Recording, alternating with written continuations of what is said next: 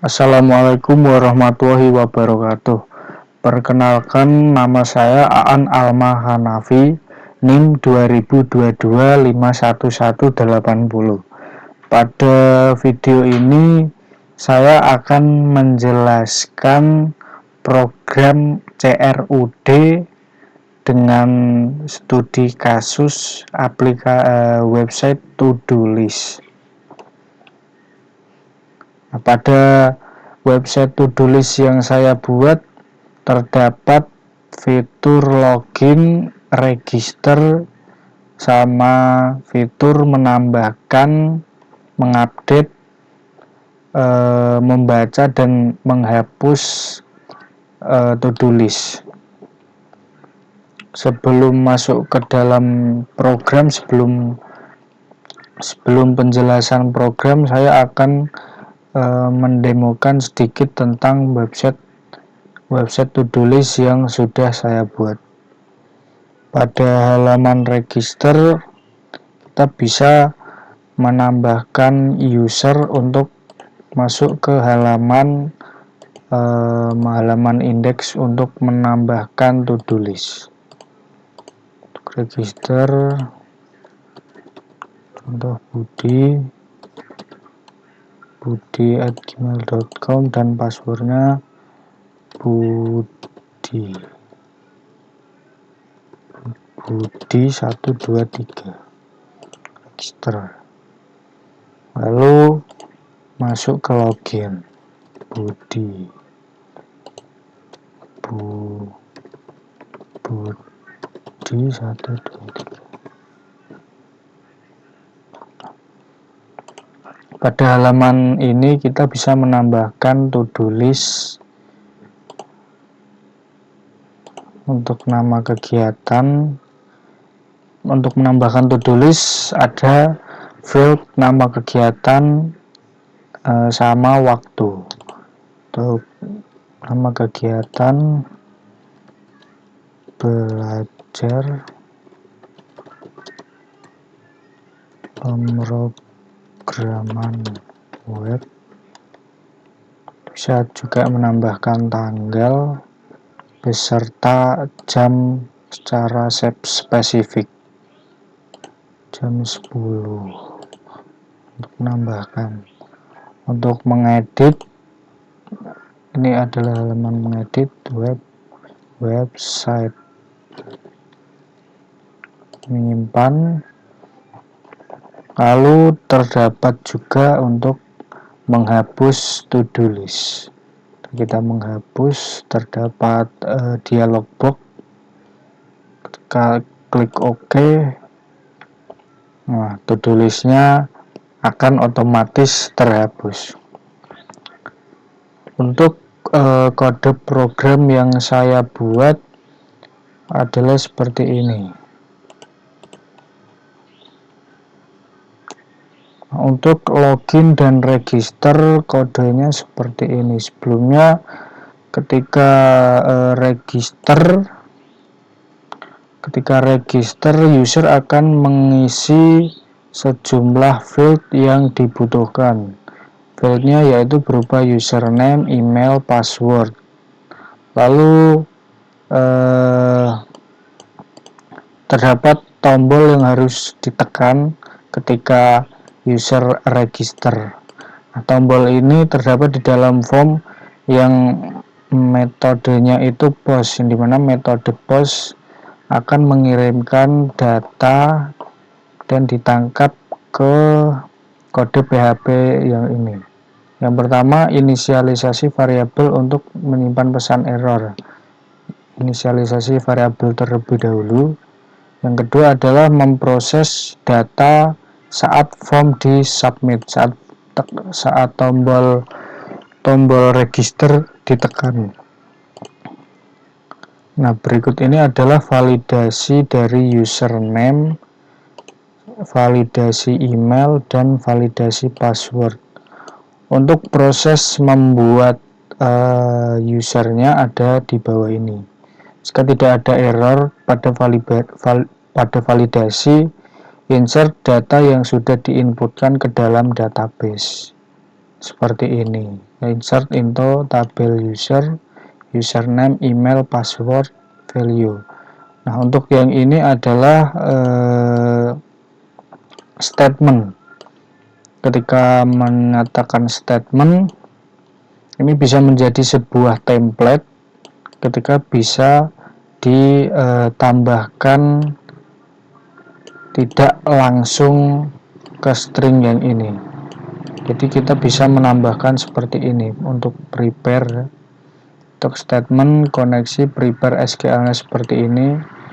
Nah, untuk menambahkan parameter di sini kita menggunakan bind parameter, yaitu SSS. SSS ini perwakilan untuk 3 parameter. Jika parameter yang diinputkan 1, S-nya 1, jika parameter yang diinputkan 2, S-nya 2, dan diikuti dengan value dari tiap-tiap parameter. Nah, lalu atur parameter sesuai dengan yang user inputkan. Lalu ada password hash. Lalu eksekusi kode SQL tadi ya, stmt execute. Lalu jika eksekusi ini berhasil, maka masuk ke login, yang user akan diarahkan login dan disuruh untuk login. Nah, untuk loginnya user harus menginputkan sejumlah field, diantaranya username sama password. Lalu masuk ke request method, ini memproses data saat form disubmit. Lalu validasi username, validasi password. Jika tidak ada error saat validasi, maka validasi login. Untuk validasi login sendiri itu menyeleksi apakah username dan password terdapat di dalam database. Nah, untuk where username sama dengan tanda tanya ini untuk sebuah statement. Ini kita juga bisa bind. Nah, untuk bindnya itu seperti ini. Nah, masuk dulu ke if statement koneksi prepare SQL. Ini untuk menyiapkan eksekusi SQL ketika variabel statement ini diinisiasikan untuk menyiapkan eksekusi SQL yang sudah dituliskan di atas. Lalu mengatur parameter username, lalu bind parameter ke pernyataan yang ini select ini. Nah, untuk yang tadi yang sudah saya jelaskan, S itu adalah perwakilan dari field yang ini dimasukkan. Misalkan S-nya adalah 1, lalu diikuti dengan field yang dari user request tadi. Lalu eksekusi program SQL dan menyimpan hasil. Jika username ada, verifikasi password. Untuk bind hasil dari kolom username, lalu bind hasil dari kolom username dan password jika username-nya ada. Masuk ke dalam if statement di sini. Lalu jika password verifikasi password dan hash passwordnya itu sama, sessionnya dimulai, lalu menambahkan session berupa login ID dan username, lalu dipindahkan ke index.php, di mana ini adalah halaman dashboard ketika login berhasil. Selanjutnya ada index.php. Di halaman ini menampilkan list menampilkan list dari to-do list yang sudah dibuat oleh user. Nah, halaman ini list dari to-do listnya itu sesuai dengan user yang dibuat, sesuai dengan yang dibuat user. Nah, untuk user yang berbeda, to-do listnya juga berbeda. Nah, seperti biasa, untuk menambahkan to-do list terdapat buton tambah yang akan dipindahkan ke halaman add.php. Untuk menampilkan to-do list berdasarkan user yang spesifik terdapat di atas ini. Untuk session start, untuk memulai sesi, untuk yang selanjutnya adalah mengecek jika user belum login. Jika user belum login, maka akan dikembalikan ke login.php jika sesinya tidak ada. Lalu menangkap ID dari session yang tadi sudah diinisialisasikan, lalu mengambil semua data dari tabel to-do list. Berikut adalah sintaksnya. Ini sintaks SQL-nya select bintang from tabel to-do list where user ID sama dengan user ID. Lalu query yang dilakukan diinisialisasikan ke dalam variabel result. Nah, untuk perulangannya menggunakan tabel seperti di bawah ini. Tabel untuk menampilkan semua list atau semua to-do list yang dibuat oleh user yang spesifik. Selanjutnya kita ke halaman add, di mana halaman add ini digunakan atau berfungsi untuk menambahkan to-do list. Yang pertama, user diharuskan menginputkan sejumlah field, yaitu field nama kegiatan dan field waktu. Ketika keduanya sudah diisikan, lalu tombol tambah dipencet, diklik, lalu ditangkap oleh kode PHP, dimana menangkapnya itu dengan menggunakan $_server request method sama dengan post. Ini menyatakan kalau user itu melakukan request yang metode requestnya itu post. Nah, untuk sebelumnya kode yang di atas ini sama untuk mengecek apakah user itu terautentikasi dengan cara apakah sessionnya itu ada, apakah sudah login atau belum usernya. Ketika usernya belum login, maka user akan dikembalikan ke halaman login.php. Nah, untuk if-nya sendiri itu mengecek apakah request metodenya itu post yang tadi pas tombol submit dipencet. Lalu inisiasi variabel nama kegiatan untuk mengambil nilai dari nama kegiatan dari request user di input field tadi. Dan selanjutnya waktu sama, waktu untuk menangkap request dari waktu yang user inputkan. Lalu variabel SQL ini untuk sintaks SQL yang akan kita eksekusi. Insert into tabel to-do list, nama field, lalu value-nya, diikuti dengan value-nya. Lalu selanjutnya adalah query SQL. Ini terdapat statement if else, di mana jika query SQL-nya berjalan dengan true, berjalan lancar, tidak ada error, maka akan dikembalikan ke halaman index PHP. Jika tidak, maka dimunculkan pesan error. Lalu koneksi ditutup. Nah, untuk yang selanjutnya adalah halaman edit. Nah, halaman edit ini bisa muncul ketika pada indeks, ketika user itu sudah membuat setidaknya satu to-do list. Ketika sudah membuat satu to-do list, maka terdapat tombol edit dan delete. Untuk tombol editnya pada halaman edit.php.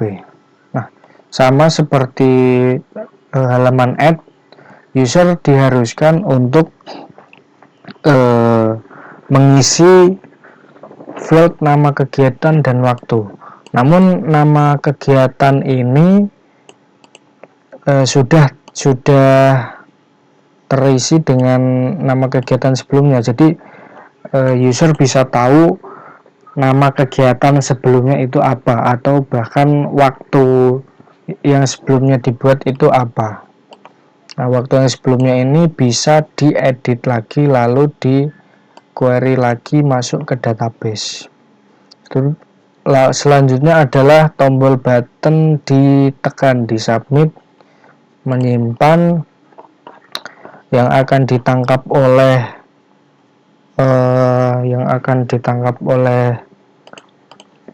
kode PHP yang seperti biasa. Untuk yang pertama-tama dulu, apakah user sudah login atau belum. Untuk mengeksekusi program update terdapat di blog di bawah ini. Tapi sebelumnya saya akan membahas statement if di bawah ini dulu. Statement di bawah ini adalah untuk mendapatkan sejumlah data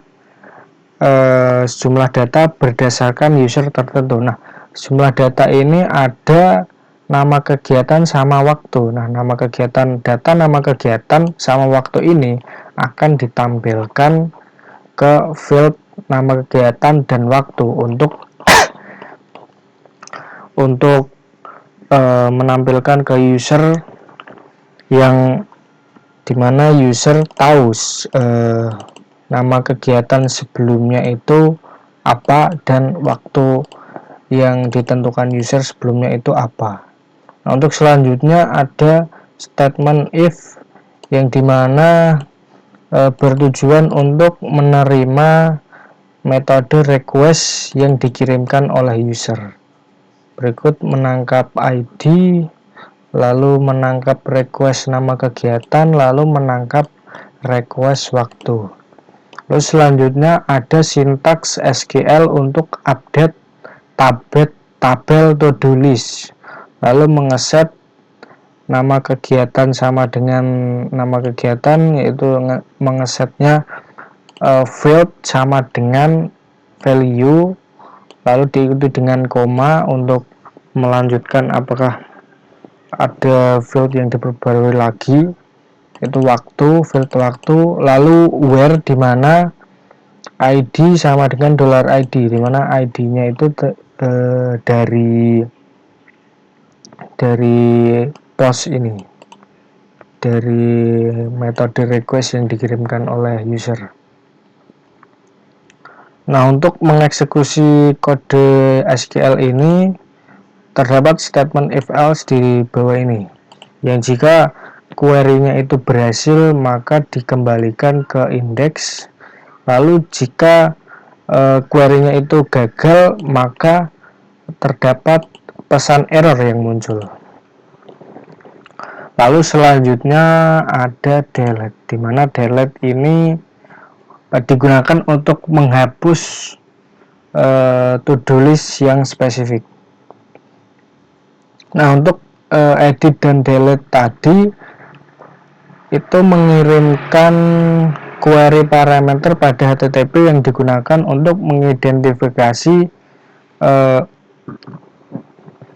to-do list mana yang ingin kita edit atau delete. Untuk mengeceknya, kita kembali ke halaman index.php, kita masuk ke ahref ini, dimana kita menyisipkan sebuah query parameter di sini. Edit.php tanda tanya ID sama dengan php echo $row ID ini mengambil ID dari perulangan yang dilakukan. Nah, lanjut untuk delete. Ketika tombol delete ditekan, seperti biasa untuk mengecek apakah user sudah login atau belum. Lalu mengambil ID. Mengambil ID berdasarkan query parameter yang dilakukan tadi. Di query parameter yang dilakukan tadi diambil apakah ada query parameternya atau tidak.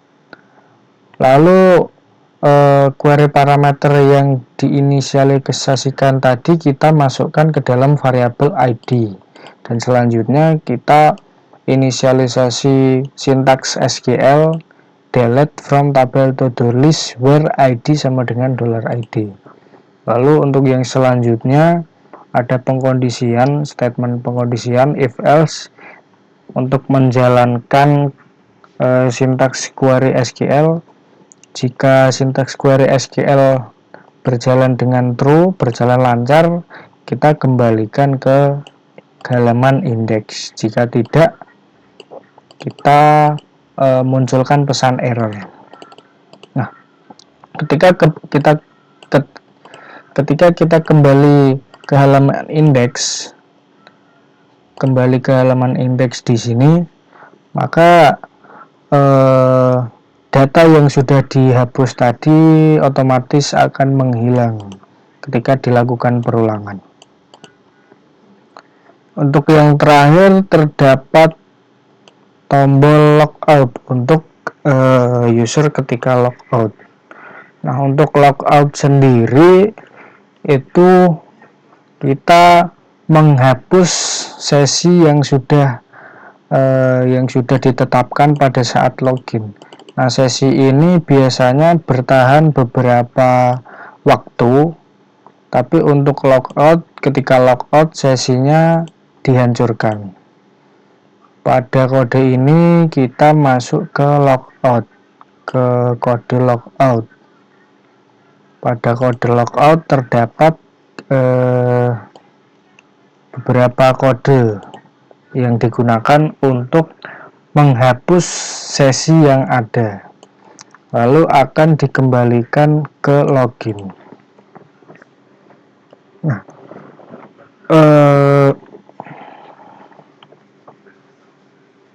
baik, begitu saja dari penjelasan CRUD dari saya. Apabila terdapat kesalahan atau tutur kata yang kurang baik, mohon dimaafkan. Sekian, wassalamualaikum warahmatullahi wabarakatuh.